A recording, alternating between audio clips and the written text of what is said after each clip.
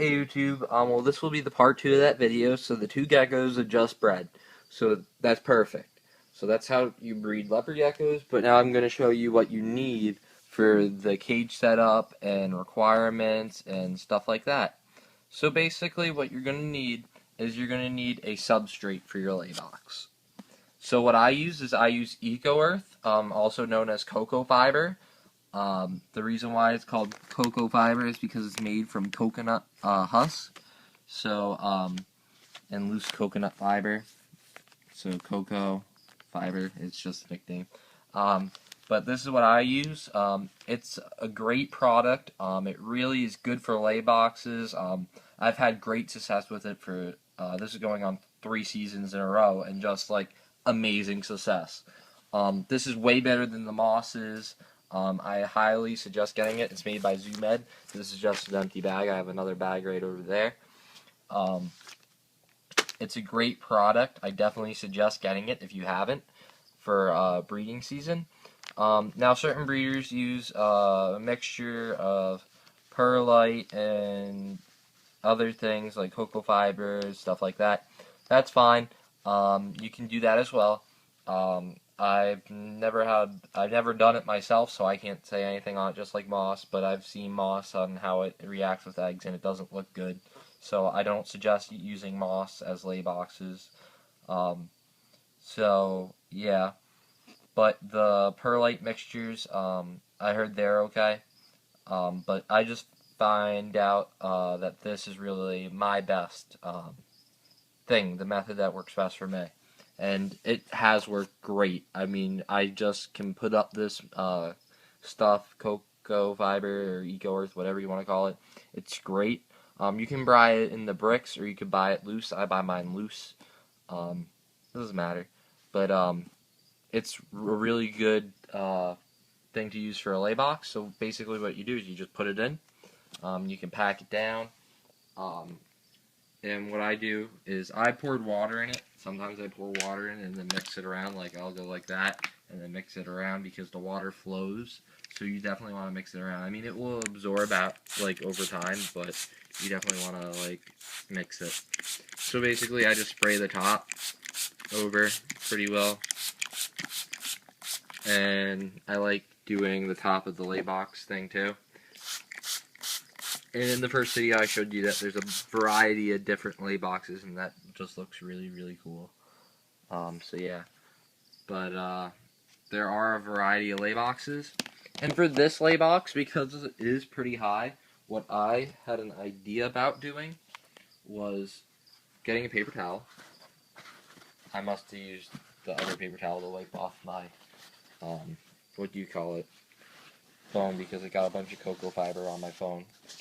So I fold the paper towel in half, like so, and then I will rip the paper towel. I need 2 hands to do this. So I just rip the paper towel down, like so, and what I'll do is, I don't know if this is hard for the geckos to get up or not, but I'm just going to do it just because I want to be nice to the geckos, that way. So just spray it down on top. See, once you spray paper towels, it normally like falls down. And then you just put the top on, and you're good to go. And this is just, if the geckos have a problem getting up on top of here, they can just use this and climb up and just get a little bit more traction instead of slipping. But they really shouldn't have that much of a problem. So that's what I did with this lay box. It's just a different idea. I don't know why, but I just want to do that. So what I also do is, in this scenario, my tanks are a little bit, well, this takes up a lot of room in the tank. So I put the water dish on top of the lay box, which is perfectly fine. It also provides more shade for the geckos, so they'll be more comfortable laying eggs, because a lot of geckos like protection or seclusion and like it being dark where they lay their eggs. So if you'll notice, on these tanks, what I did is I cover the tops in paper towels. On all of them. Paper towel, this paper towel, and there's even a water dish on top, because it takes up a lot of room, as you can see. So yep, that's what I do with that. And then for food, I use mealworms. I've had a lot of success with mealworms, and it's just worked very well for me. The geckos do very well on it, and the crickets get annoying. You can hear them right now, the 500 crickets that I was not expecting that many. Um, yeah, I really don't feed a lot of crickets. I don't like feeding my geckos crickets, except sometimes you need to feed them to babies to get them started, but that's a whole different subject. Um, so yeah, I just find mealworms works really well for leopard geckos. Of course, for crested geckos, you're going to need what do you call it? Crickets. So anyway, I'm just going to sprinkle vitamins on top of their food, like so. Now I can pour out a little bit more. It doesn't really matter how much. So that's a good. And I just shake it up. Now there's a coat of vitamins on the bottom, so when they eat, they're going to be picking up some of those vitamins, which is really healthy for them. And that's what my goal is when I do this. I mean, the mealworms, they do eat a little bit of the vitonate, but that's fine because then it's gut loading the insects and stuff. So it's all good and it all helps out. So then let's just pretend that's the container right around here. And I also have bottle caps, and I save up a lot of bottle caps, as you can see. Now, I use bottle caps for baby leopard geckos. I use them for adults. I use them for a variety of different reasons. And in breeding, they're very good to use. So what I do is I scoop up vitamins, and I pour them in the bottle cap. And then I shake up the bottle cap. So then there's your calcium dish, there's your food dish, and then there's your water dish. And the food dish has vitamins in it, which is even like an added bonus. So that's basically what I do for leopard gecko breeding, and I'm not speaking right. But yeah, and the key to having a successful breeding season is have good vitamins. That's one thing. And look, that's one reason why I hate crickets. I'm going to kill that thing. Done. I hate crickets. Still not dead. Son of a gun. I hate crickets. I really punched that thing. Yeah, I really hate crickets. That's what's the pain in the butt about crickets. They get all over your room sometimes, and it's a pain. I don't even know where they're coming from because they can't climb out of the tanks, and that's really ticking me off. Whatever. But anyway, key to having a successful breeding season is having good feeders, having good vitamins, having good husbandry, so keep the tanks basically clean, and feed them as much as they want. I mean, you just want to give them worms or whatever you feed them, super worms, whatever. You want to feed your geckos. If they're out of food and they're pregnant, you throw in more food. That's the goal. You want your geckos to be so healthy, fat, and well fed that those eggs that they produce will be healthy, they'll be fertile, and they'll be strong when babies hatch out. So those are really the keys for breeding. You really want a good, strong care and husbandry, especially when you're breeding geckos.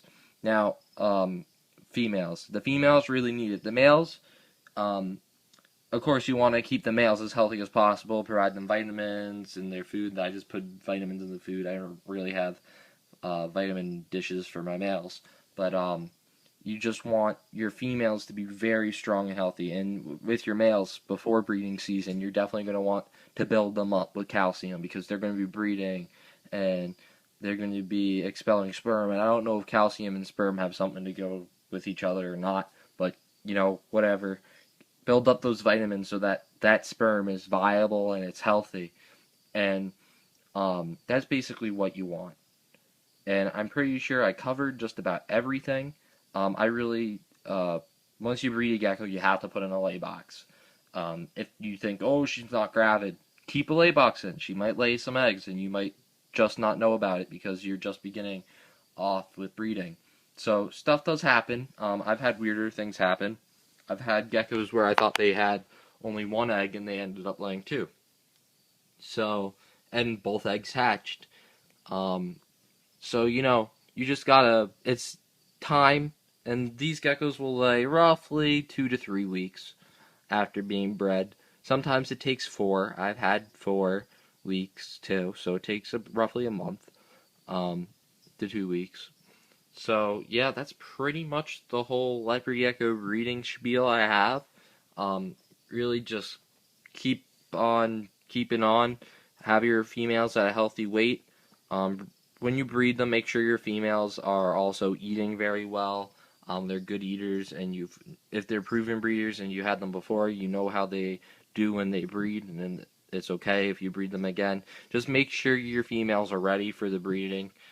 Make sure that they're good eaters. That's pretty much it. Just make sure that they're strong enough, good genetics. Now for age on leopard geckos, sometimes you don't know their age. Yes, that's true. I don't know some of my geckos' age. I know the geckos that I hatch out. I know their ages. Like Meng, I know this one because the breeder was pretty good about it. This gecko was hatched out 2011, the 29th of June. So the breeder was pretty good about it. She told me the hatch date. My geckos, I have the hatch date May 19th, 2012. This is the daughter of that gecko right there. So some of these I don't have the hatch date. Like Chaos, my raptor, I just have the date that I obtained her. And she's a proven breeder when I had her. So, and she laid a lot of eggs. She laid like 14 eggs. Now, not all eggs were fertile. But she laid a lot of eggs, so this year she'll probably lay a lot of eggs. Or she might be going down because she's getting older. I don't exactly know how old she is.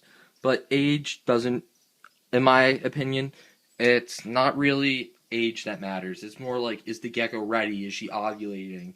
And stuff like that. And is she of weight? And is she strong? Because, I mean, if you know the gecko's like 6 months old, you're not off to really breed her.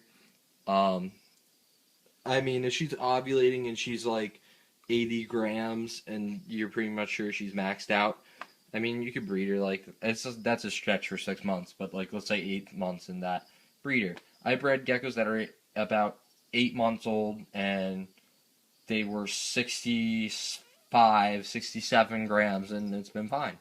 So, it's just whatever works best for you. So that's pretty much the whole leopard gecko breeding video. I hope you guys enjoyed. So comment, rate, and subscribe.